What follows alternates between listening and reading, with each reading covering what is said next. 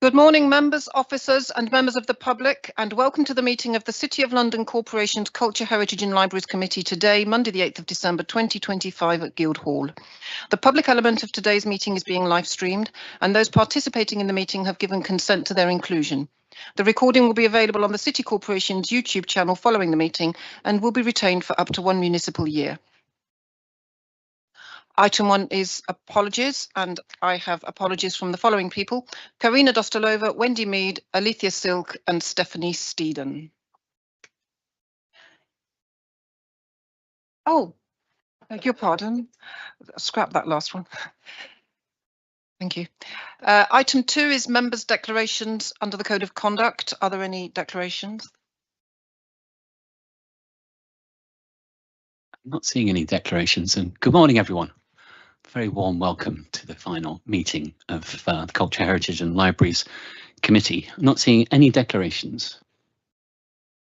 Thank you. So the next item are the minutes from the meeting of the 3rd of November, the public minutes to agree. I think there's an update from Matthew Bell to say you were present. We're all in agreement. He was present. Any other points? Not seeing any other points. We've got a couple of updates from you, Town Clerk, in terms of some of the actions.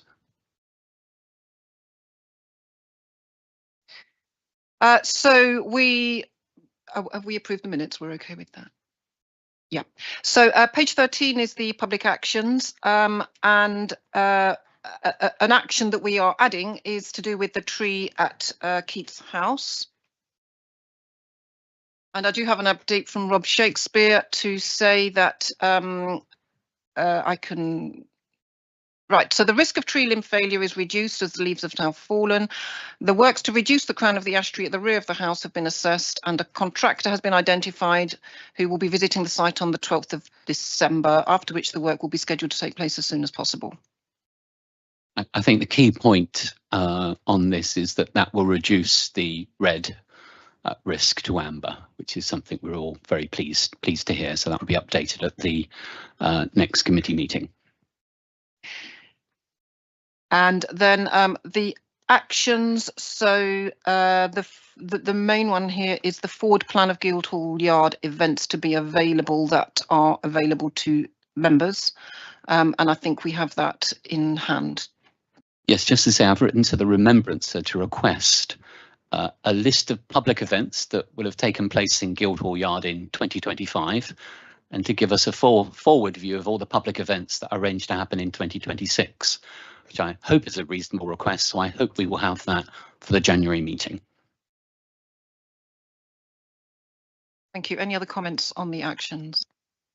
Yes. Can I just add, Chair, to the events? We've also liaised with Remembrancer, and we've added public events on a rolling 3-month window. So those things that have been made available to us are already on the City of LDN website.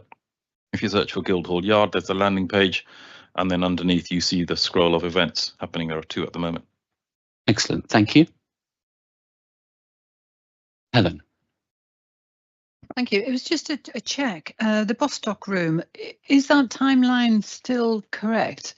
And it may be. It's just in my mind I've got, and I thought I think I'd seen somewhere that it wasn't going to be open in January 26. It was a bit later, but I might have got that wrong.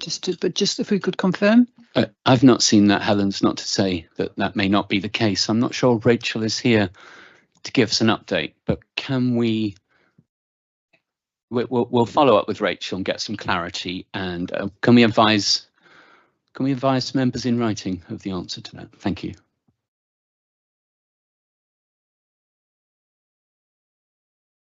Any other points? No. Thank you. So item 4 is the forward plan. A couple of minor, well, they're not minor amendments. We are going to have a final draft of the cultural strategy at the March meeting, with a final decision on or by the 18th of May, with the cultural strategy as an ongoing rolling item on each agenda.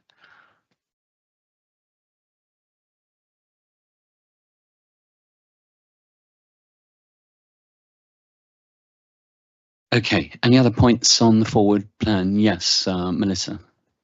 Thank you, Chair. I'm pleased to see that the Roman baths is appearing on this forward plan. This is an attraction in Billingsgate that is currently has very limited opening hours, as referenced in the previous meeting. And it would be in the previous meeting, I asked a question about when we will have some kind of update or plan about the Billingsgate Roman baths going forward. And it would be very, very helpful if that could be diarised and given a time frame on this forward plan, because at the moment it's not clear when that will happen. Thank you.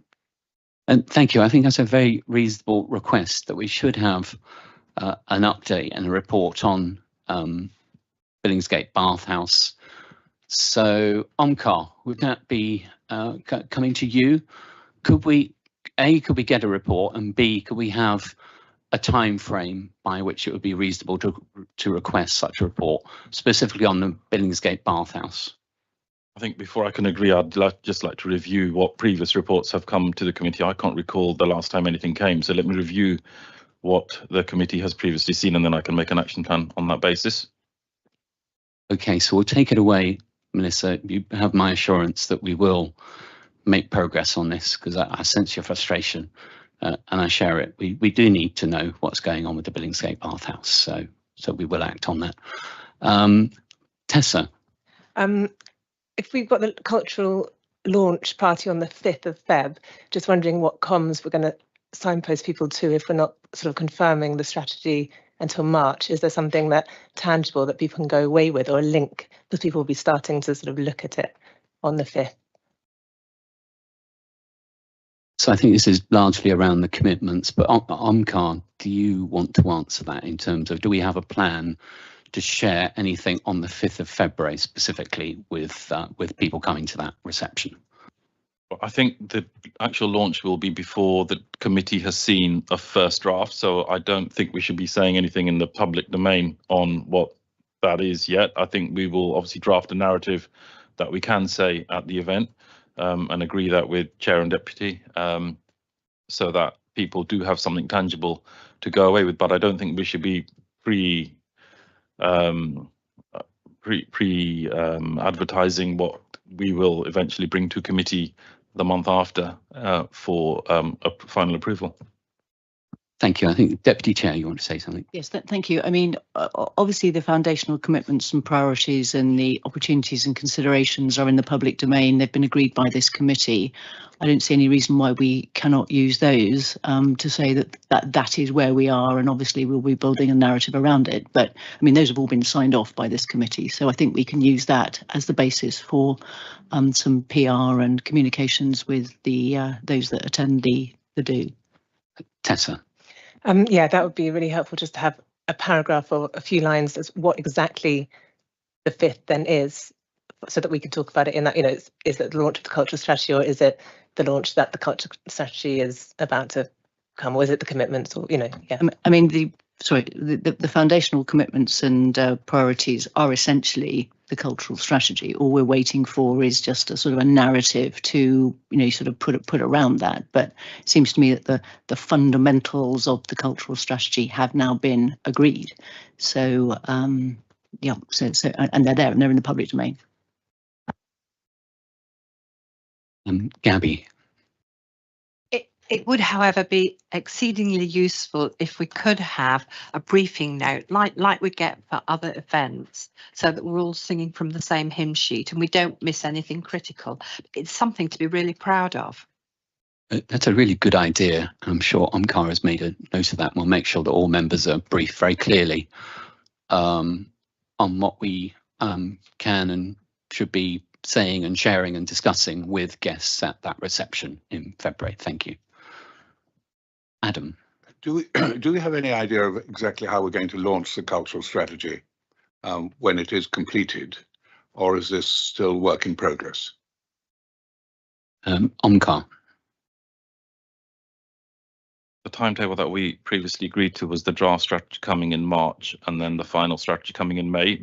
What members need to recognise is that every time we try and change something, there is an implication on the people that are helping to write that. So, you know, if we're trying to accelerate things, that means more money, and we don't want to do that. So we're running with what we previously agreed at the committee, and we're trying to keep that to track. So if we try and pull things forward, there will be an implication. So if that's what we want to do, then we can have a conversation about what that means. But we can't just keep changing the timetable in outside of what we previously agreed. Sorry, Chair, that wasn't my question.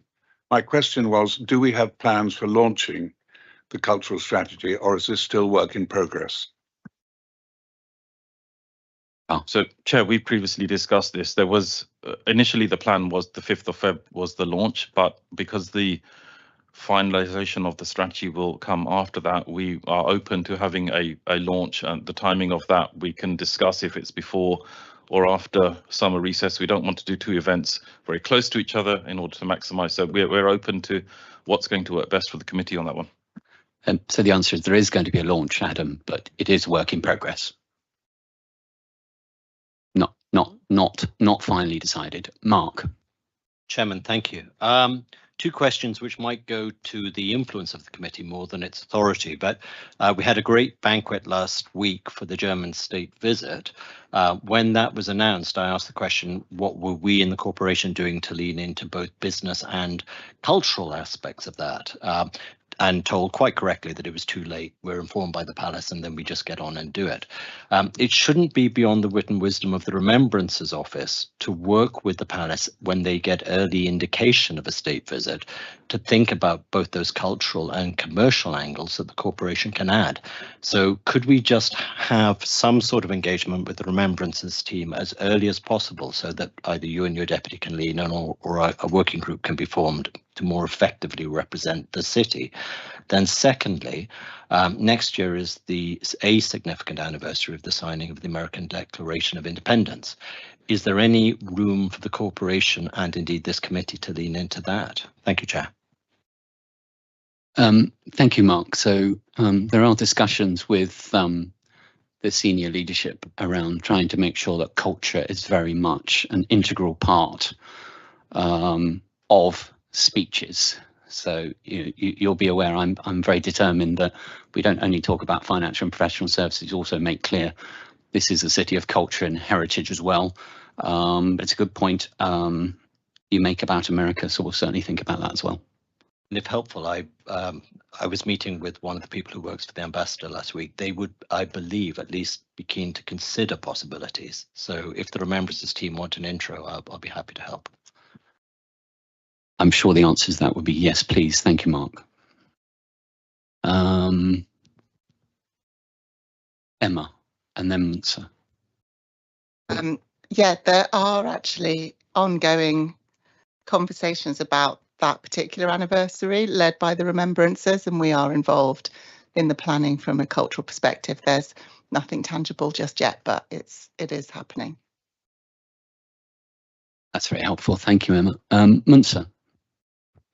Thank you. I'm just seeking some clarification. So the event in February, is that replacing the traditional dinner that the committee used to host? And if so, why?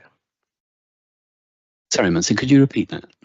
The event in February, the reception in February we're hosting, is that replacing the dinner, the committee dinner that we normally used to have? If so, why? Yes, exactly. It is replacing the dinner. So it's the annual event of the Culture, Heritage and Libraries Committee. The main reason it's not a dinner is because we want to invite more people, get more engagement, to really use it as a springboard to talk about the cultural strategy before we launch it later in the year. So it's very much about getting external people into the event. So my question specifically is, what was the process? Because when I tried to do that previously, I was told it's not possible to do. So who can respond to that, please? Well, it's been possible for us to do. So whether it was not possible in the past, Omkar, are you aware of why it would not have been possible in the past? No, I think, Chair, obviously you had the conversation with the Remembrances and proposed what you wanted to do. I mean, I think there is a move now to some committees favouring having a reception type event rather than a dinner. I think it's quite a new thing, but I don't have the details. I mean, perhaps we could ask Remembrance to respond. I think Because just to be clear, so committee hospitality is overseen by the Remembrance Department, so engagement would be with them. So I don't think there's anyone really in this room who'd be able to answer questions about the previous specific event, but I'm happy to follow up. Yeah, I would like that, because I've got it in writing, and we requested twice in the 2 previous years, and I was told it's categorically, and the reason for it is exactly what we just said now, and it's quite disappointing to not know the ins and outs and how the process has changed suddenly. That's why. That's not something I'm sure it's anything I can reasonably elaborate on here, but I'm happy to look into it with colleagues. Chairman, would it be worth asking remembrances to have an attendee at our meetings in future? You could ask them. The one thing I would be wary of slightly is you have a lot of officers who sit in a lot of meetings who, if you'll forgive me, probably have day jobs to be getting on with. So unless there's specific things that you need them for, I wouldn't want them to. It's striking that balance, isn't it? I don't want them to be sort of sat here just for the sake of being sat here, if you see what I mean. But equally, there must be a way of triaging requests in advance. So if we get any notice of any likely questions in advance of the committee, they'll always make someone available. But otherwise, it's a sort of chicken and egg thing. You get someone here in the, on the off chance. Or understood. But I've been a member of this committee several years, and in the space of about 3 minutes, we've had 2 nods to them. And I think in most meetings we have 1 or 2. So it might be worth for this committee to have some remembrances input. Well, we'll take that away and think about it. Thank you, Mark. Helen. Thank you. This is a general comment, I think, about the forward plan, because I frankly, I would prefer to see a bit more meat in this, because I think that some of our questions could have been answered by having a little bit more detail in this plan.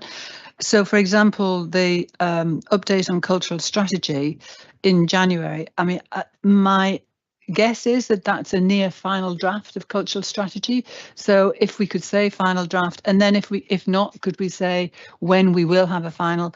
And then again, it's a bit about process. So once there is a final draft, presumably it goes to P&R, and then it'll go to Common Council, and then it'll be a launch. So some of those things could be set out more clearly in this plan, and then I think we would be in a better position to give some perhaps more helpful comments, as opposed to probing for points of detailed information.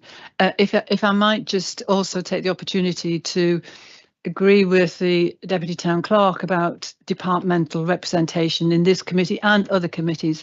It always strikes me that there's a lot of officers, some of whom don't actually have any papers to make comment on. And I think that given the pressure on officers, it would be a much more positive approach for officers to only come if they've got a specific item, rather than just come in case there's a question that somebody hadn't thought of before. Thank you, Helen. Really useful insights. Obviously, on the forward plan, it's only something we've recently developed in this committee, and it's still work in progress. So thank you for your comments. It can be improved. We're doing our best to improve it. And any other insights and feedback is really gratefully received. Thank you. Any other comments? No, Town Clerk.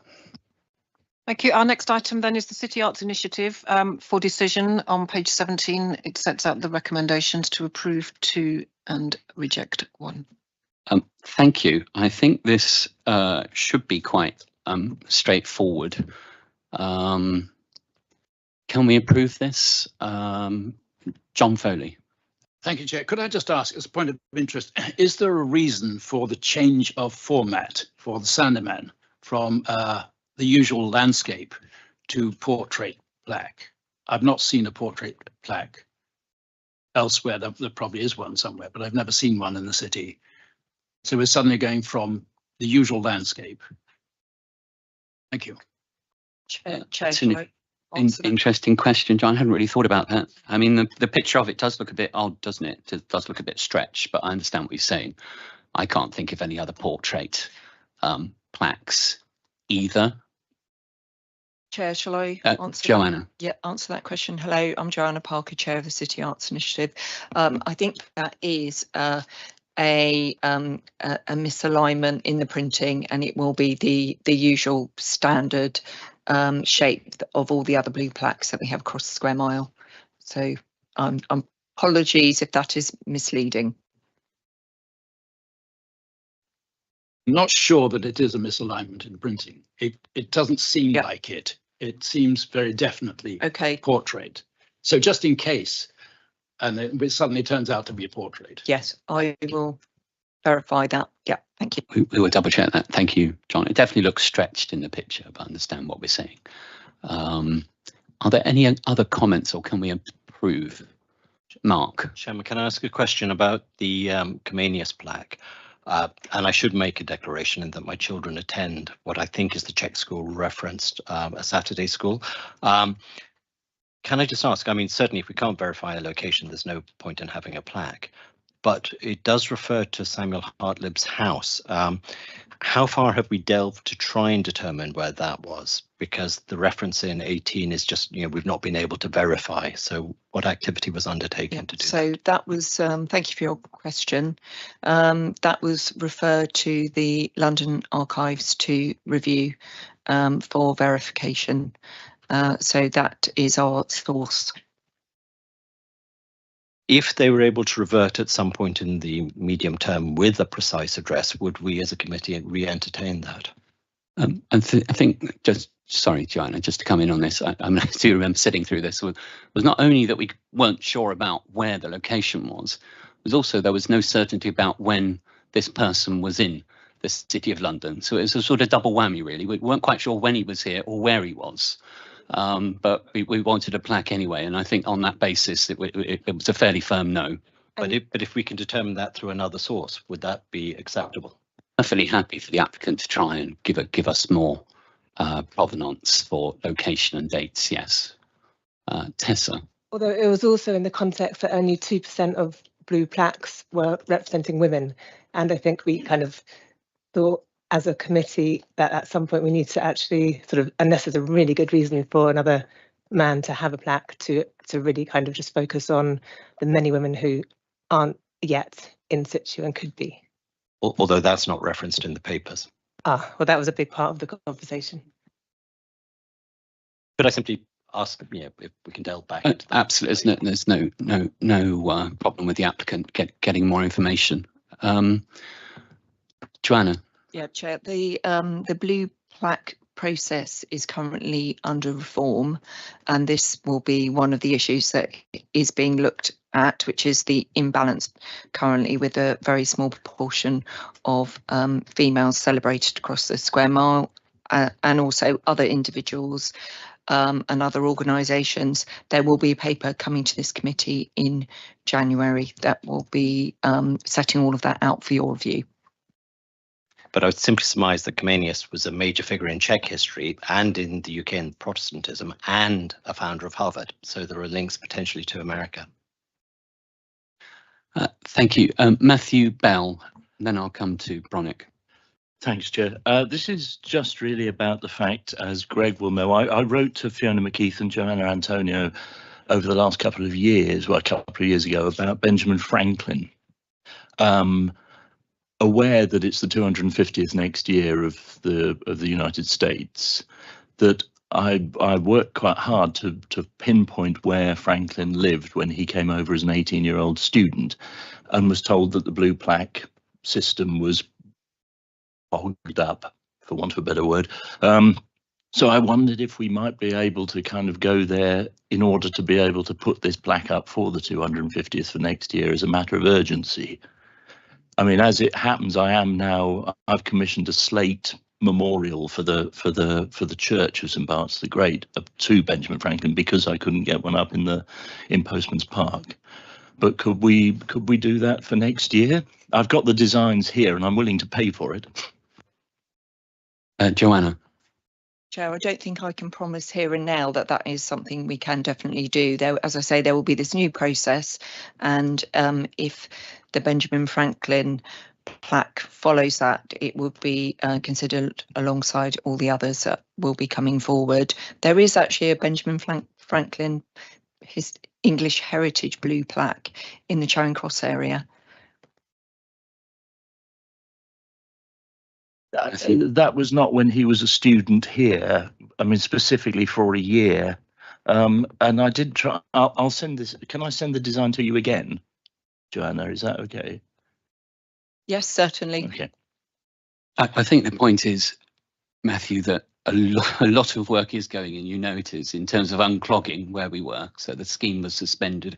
It won't be suspended from next year. It'll be open again. But of course, there will be a process for everyone to follow. But I clearly hear what you're saying about Benjamin Franklin. There may be occasions where we try and speed things through. You know, I do get that. Joanna. Yeah, just to say we reviewed the last blue plaque at the CAI meeting last week, and that is the entire backlog that we've churned through. Well done. There is no backlog, so that's great progress.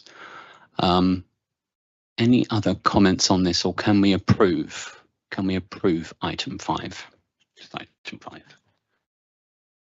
Yeah, so we're approving 1 and 2 and rejecting 3.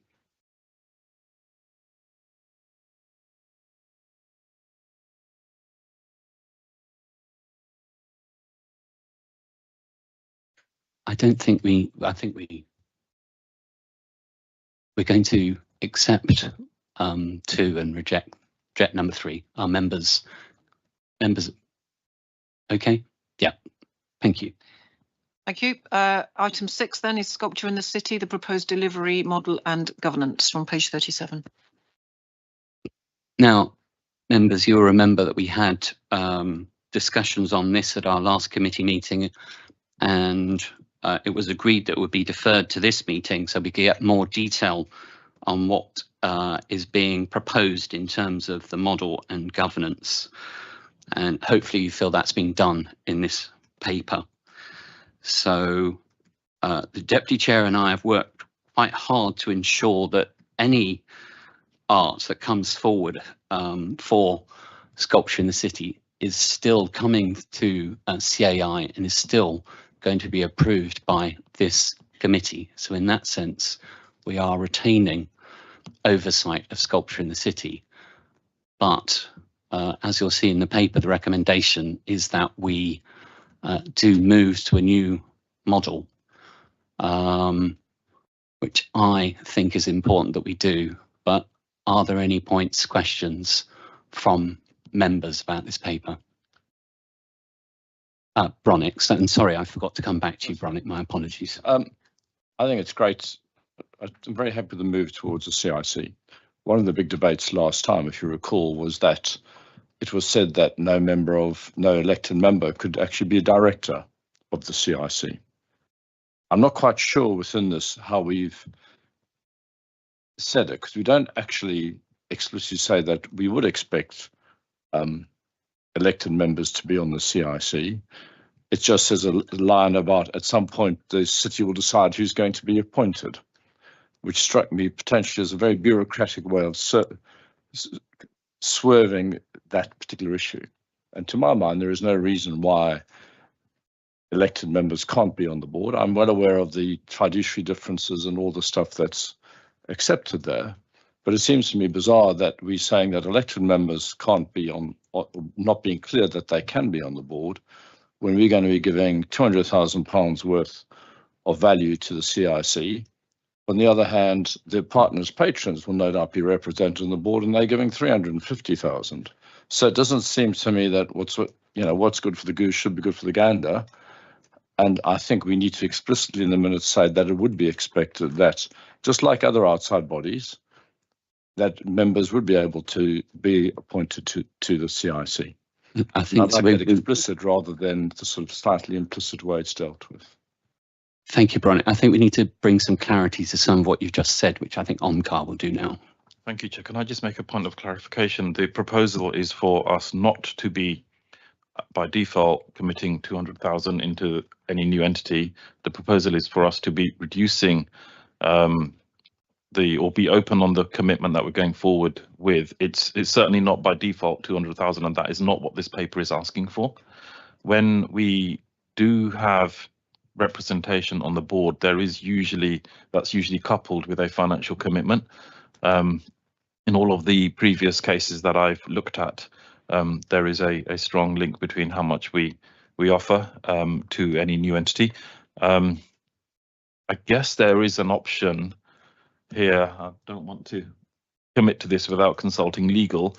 The committee could, I think, decide to progress in principle on the basis that there is an elected member represented.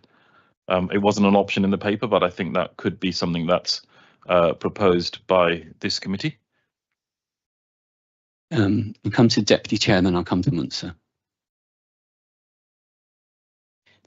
Thank you. Bronick, you'll remember that last time round we were really concerned about how we would control the quality of the sculptures that was going to be placed within the city.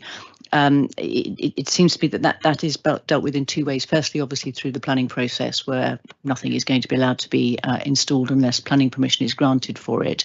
But secondly, obviously through the City Arts Initiative, which I think is going to be morphed into a city public art panel. But that is where the level of control is. And if we're going to hand over, set it free, so to speak, subject to those controls without any funding, I'm not sure what purpose would be served by somebody sitting on the board if we've already got control over the quality through some different mechanism. It is what. Sorry, I do disagree with that.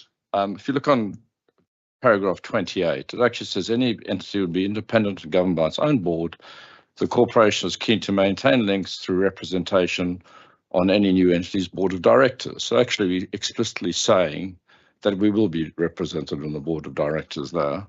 And my only question is that then it goes on to say the composition of any entity's board of directors will be agreed by the city corporation. So it would say, and I just want to make sure that that would include appointing elected members to the board, because we're actually saying explicitly we do intend to appoint people to the board. And I'm saying that should actually be in the same way we have other outside bodies where we're allowed to nominate people from the city to be on the board, that they are elected members.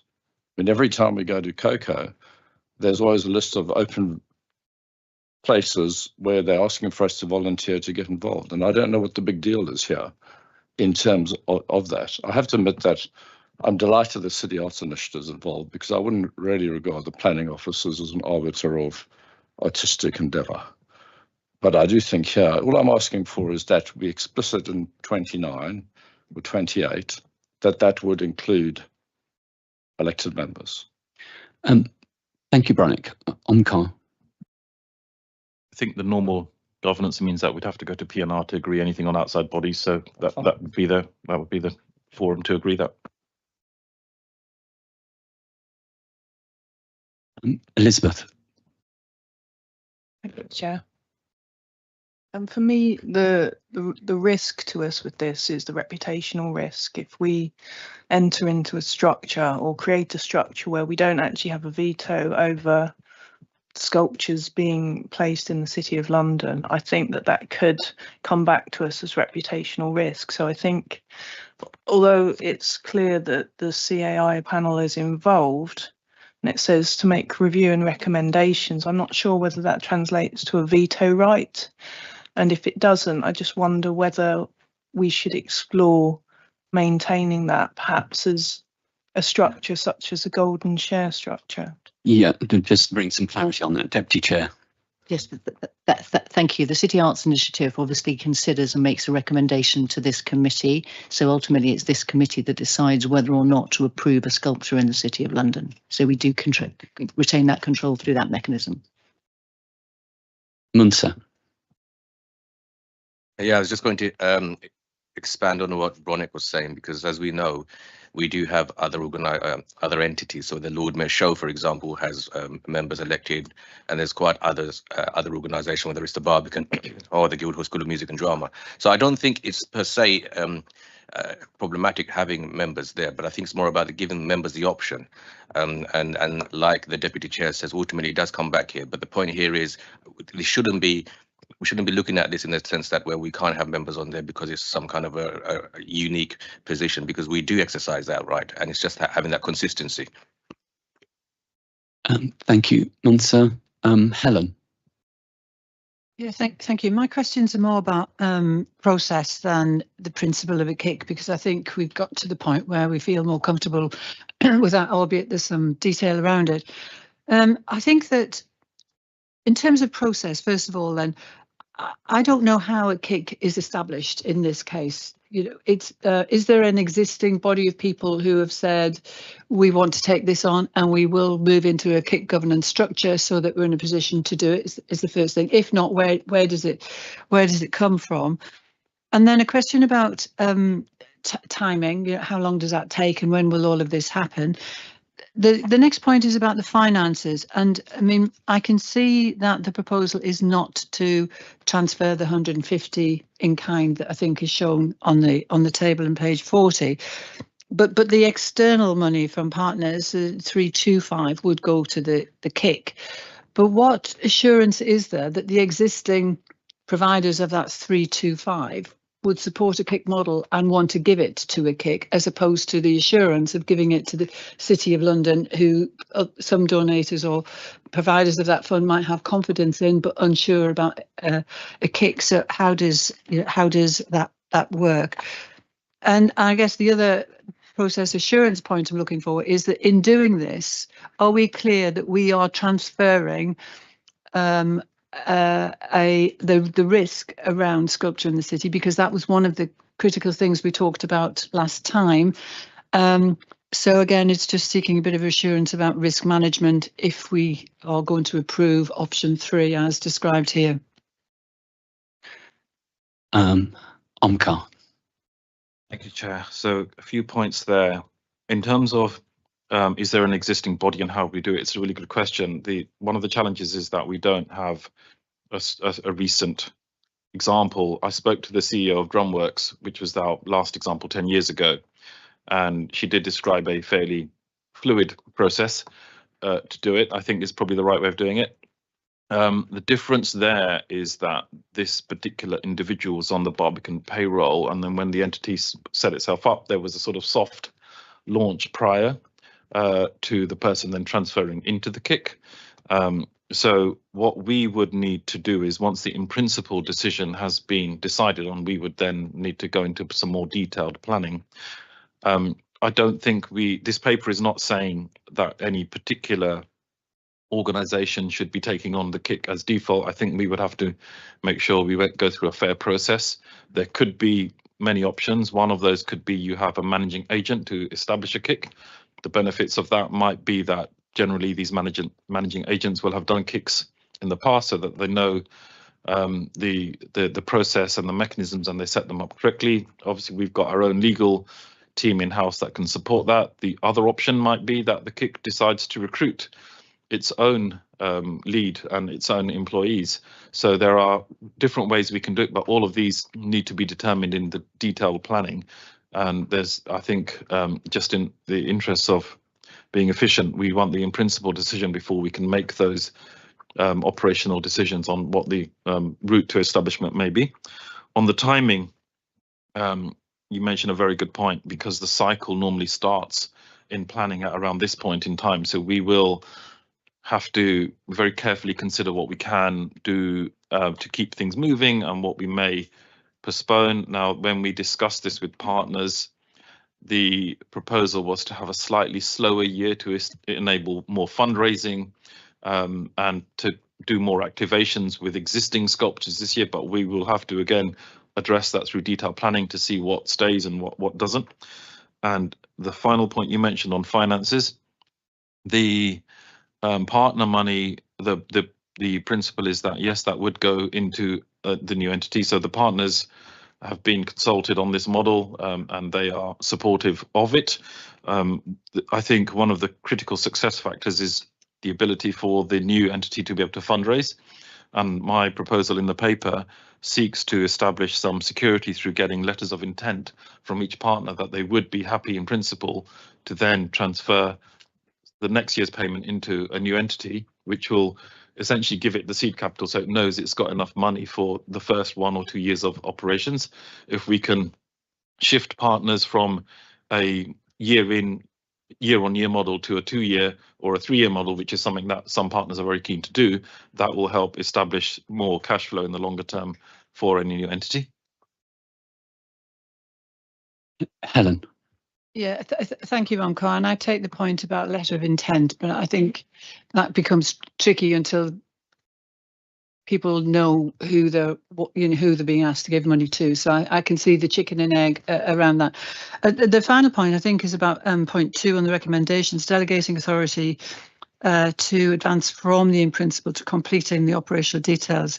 To be honest, I'm not really sure what that means.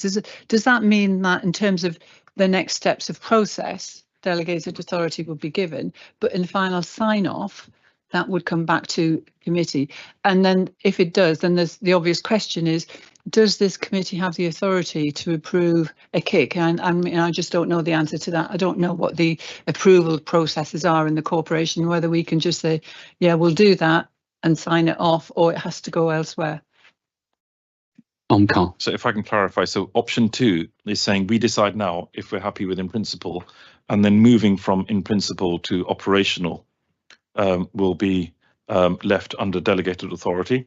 And then on the third point, this committee doesn't have the authority to approve a kick. That would have to go to PNR. Then I think I would follow up on that, Omkar, because if this committee doesn't have approval to approve it, then I'm not sure what the chair, deputy and town clerk would be signing off in delegated authority. The approval the approval is in consultation with the PNR chair and the CHL chair. The alternative was we just go to PNR, and I think that wouldn't have been acceptable for this committee. Helen.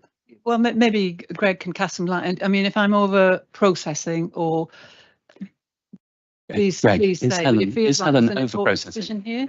I would never suggest actually. No, I think what Omkar's probably trying to get to here is he's looking for sort of a high level steer to is this sort of approach he wants to do, appreciating there'll then be elements of detail to work up. Given that the vast majority of those are likely to technically sit with the Policy and Resources Committee, nevertheless, you want to make sure that this committee's area of, of interest and responsibility is at least captured in what finally goes forward. And without wishing to come all the way, I mean, you could bring it back through committee rather than do delegated authority if you would rather do it that way, but obviously that has time implications and may not be the level of detail that this committee necessarily wants to get involved in, but it's effectively just a mechanism of making sure that the overall views of this committee are at least captured into what finally goes forward in terms of some of the operational details. Any other points? Stephen. Thank you, Chair. I think Bronic's point is the most important one here. I think there was clear consensus at the last meeting that we wanted member involvement and representation with the CIC. So whatever the right mechanism is, before this goes to PNR in, I think, 3 days' time, I think we need to put that back on record, because apparently it's buried in here in the paragraphs that Bronick referred to, but I don't think it was entirely clear, despite it being the clear consensus of the meeting last time. So whether that is that we are making the option 3, if we're going down that route, if we're just making it more explicit in there, so that when this gets to PNR in 3 days' time, we don't end up with the member representation being sidestepped, because I think there was clear consensus last time that's what we wanted, and I don't think it's changed by now. Thank you, Chair. Thank you, Stephen. Melissa? Yeah, just building on that point. I also don't think it's particularly clear in paragraph 26 that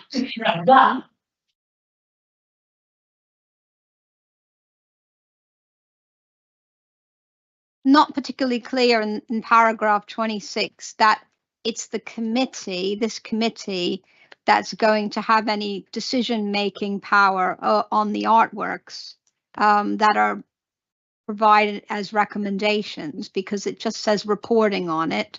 That could be a report of what was decided somewhere else, particularly in this new entity that we're discussing. So I think it needs much more clarity that the decision-making power still rests with this committee on making those decisions about the artworks. Sorry, can I just clarify that point? Paragraph 26 refers to the CAI panel. So we did look into the detail behind the panel, and how the governance behind that panel is that there is a report of the Deputy Town Clerk which comes to this committee for approval, and that governance will not change.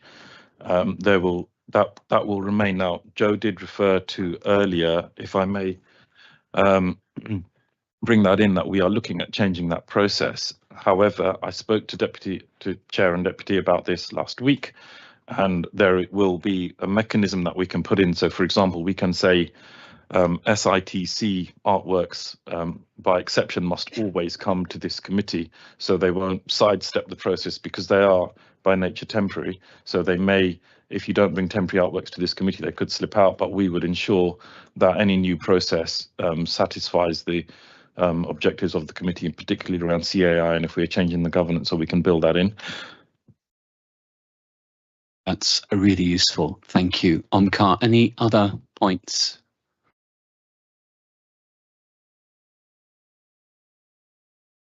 I'm not seeing any other points, so we're now at a position where I hope we can approve this in principle decision, subject to some tightening up and making really clear that all sculpture in the city works will always come to this committee for approval. Can we approve? Which item is it? Item 6. Sorry, Chair, are we going to include something about explicitly having elected members, as we've discussed? Omkar, do you have a view on how we might be able to build in some of what Bronach and Stephen have been talking about in terms of having member representation on the new entities board? So I think as long as there is compliance with the existing protocol that I attached as Appendix B, that can be built in to that. If that's what this committee is deciding on, then we can proceed on that basis. Okay. Okay, so can we approve on that basis? Yes. Okay, so subject to those points, Jane. Thank you. Town Clerk, item 7. Thank you. That's the revenue outturn forecast. We have Declan. Yeah, so it's just for information for Q2. Essentially, just so everybody's aware, really, from Q1, the only difference is that the local risk forecast is better than Q1. In Q2, where we've had a projected income increase on the monument, so where that was higher, now the variance is predicted at £160,000 of negative variance for the year. Other than that, the report is the same, but happy to take any questions. Thank you, Declan. Well done. The monument. Not seeing any questions. So, Town Clerk. Thank you. And then we also have the late paper that was circulated on Friday, which is the Barbican Sculpture Court installation, and that is for consideration. Thank you, Town Clerk. So this is coming to us because under delegated authority it would take much longer. So this is the first sculpture that is proposed at the Sculpture Court since 2015. So I think it's great. It was considered at CAI. So I hope we can I hope we can approve it. Can we approve this, members? I'm seeing some nods. Yes, we can approve this. Thank you. Thank you. Our next item then is, well, it's questions on matters relating to the work of the committee. I've not been notified of anything. I'm seeing no questions, Town Clerk. So next item. Thank you. Any other business? There is a little bit more business. So I have some updates for the committee in terms of the reception on the 5th of February. We're already up to over 120 acceptances, which is great. So we're on track to hit 200. So that's really good. I wanted to draw the committee's attention to Vibrance, which is a light show that's going to be happening in the Guildhall Yard on the 29th and 30th of January. Do look it up and tell people about it because it looks really fabulous. So it's happening on 29th and 30th of January. And then we've got one more item, which I'm going to hand over to the Deputy Chair for. Sorry, Omkar. May I wish to mention the freedom that's taking place on the same day? Thank you, Omkar. Good reminder. So on that same day of 5th of February, we're going to be welcoming Rebecca Salter, the first female president of the Royal Academy. She will be getting a freedom just before the annual reception, and then she'll be joining us at the reception. And we're very lucky that she's agreed to say a few words at the reception. Thank you for the reminder. Dawn. Thank you, Chair. With regard to the light show, do we have some comms that we can put out rather than us just telling people? Can we have some words and some pictures and some things that we can all then share over social media, please? Thank you. Yes, we'll get something. Town Clerk, sorry, Tessa. I think GSMD have already shared some on social media if you want to do it kind of sooner, but otherwise, yeah, shared comms would be helpful, but definitely Guildhall are sharing it. We'll put something together and then the Town Clerk will send out to all members. Thank you. Deputy Chair. Thank you, Chair. There's just one point I wanted to raise in relation to the foundational commitments and priorities, which you'll recall that we signed off on the 3rd of November. You'll also recall that in relation to those 11 foundational commitments and priorities, that there is no mention of funding. On Friday, the Chair and myself met with Omkar and Emma, and there is broad agreement that the foundational commitments and priorities should also include the establishment of a culture fund. I know that I've discussed, and the Chair has discussed as well this with a number of you, that there is a concern obviously that we don't really have a budget which has any surplus in it. So it seems to me, and I think officers and also members, that if we can create a culture fund where maybe the City of London can put some funds into it, where maybe developers who are making contributions in terms of cultural benefit and also stakeholders and partners that we negotiate with wish to contribute to it, that would give us a fund to facilitate and implement in part the commitments and priorities. So what I would like to put before the committee is that we add in a 12th foundational commitment and priority, which is the establishment of a culture fund to implement and facilitate the delivery of the commitments and priorities.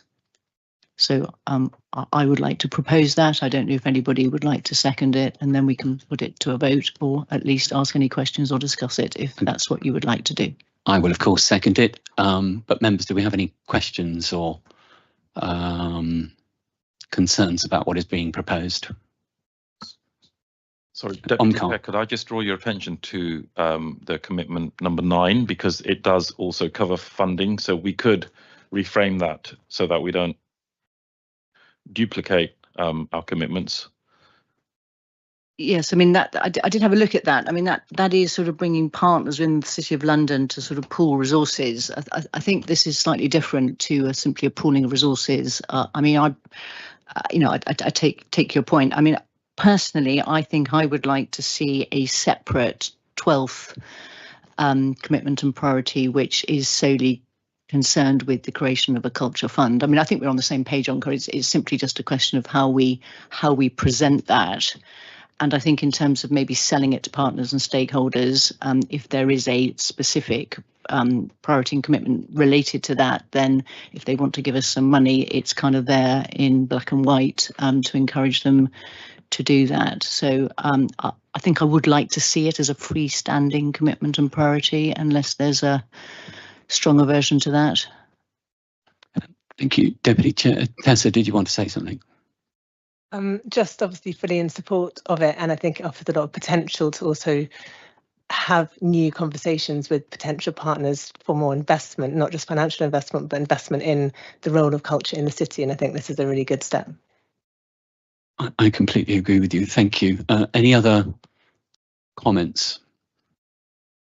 If not, we're asking you to approve what the Deputy Chair has put forward in terms of a 12th commitment, broadly outlining the establishment of a cultural fund to help us execute these commitments.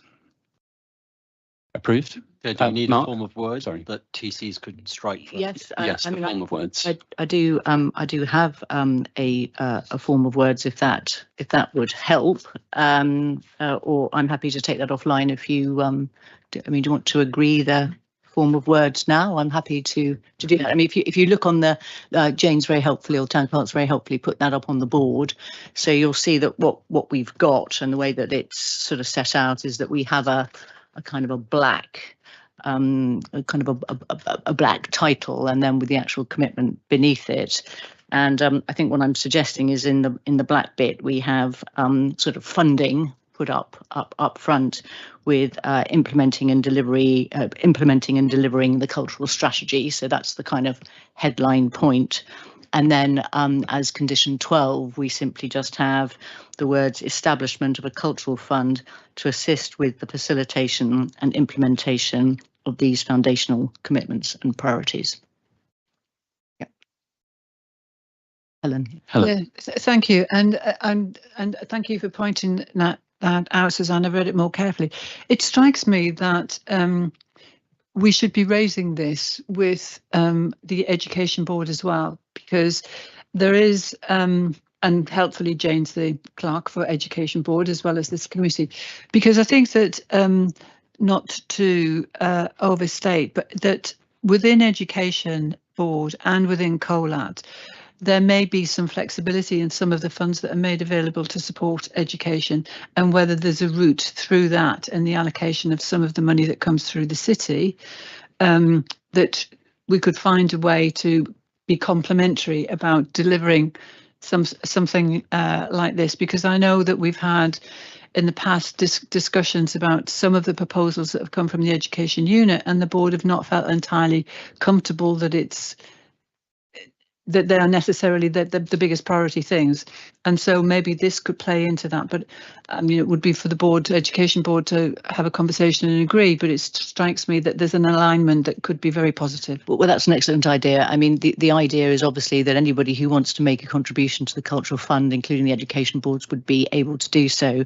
And obviously commitment priority and priority number 10, which is open the city's culture to London's classrooms, would enable the facilitation of that particular commitment and priority. So, yeah, absolutely.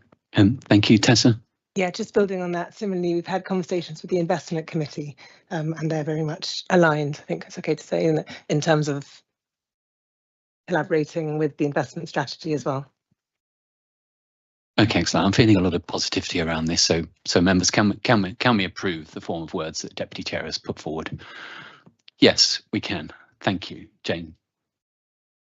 Thank you. Any other questions? Any other business, rather? Sorry. No other business. Thank you. So item 10. Oh, sorry. Apologies, Layla. Sorry, when you meant any other business, is that separate to the item we've just discussed? Yes, I'd like to query the ability of business improvement districts to place sort of temporary monuments around the city, as with the example, because we spend so much time and care in deciding which statues can go up. And right next to the beautiful Keats statue on Moorgate, there's this really cheesy, vulgar Christmas arch with a present box and a QR code saying this is from the BID. I really don't see the point of spending the money we collect from businesses on doing this kind of thing, and also whether the BIDs have the complete freedom to decide what they're going to put where when we pay so much attention on what else goes on the streets. Thank you. Thank you, Layla. I'm assuming that's Culture Mile bid. Joanna, I wonder whether you might be best to give us an insight on this. Do they have to come to us for permission to put any of these temporary Christmas installations? We've all seen them around the city, the sort of Christmas lights as presents and crowns and whatever. Yeah, it's not something that came to City Arts Initiative, and I don't think it's something that actually required planning permission either. So I think we'll have to speak to the bid and understand what process they've taken. Deputy Chair. Certainly the Snoopy Trail did require planning permission in the Fleet Street Quarter bid, so it seems a bit odd that maybe they've just done it. Yeah, can we leave that with you then, Joe? Thanks. Thank you, Leila. We'll go away and get an answer on that, and we'll advise you what the answer is. Any other business? No. Thank you, Tam. Thank you. Do we have members' approval to exclude the public in line with the wording set out on agenda item 10 in your agendas? Thank you. Yes.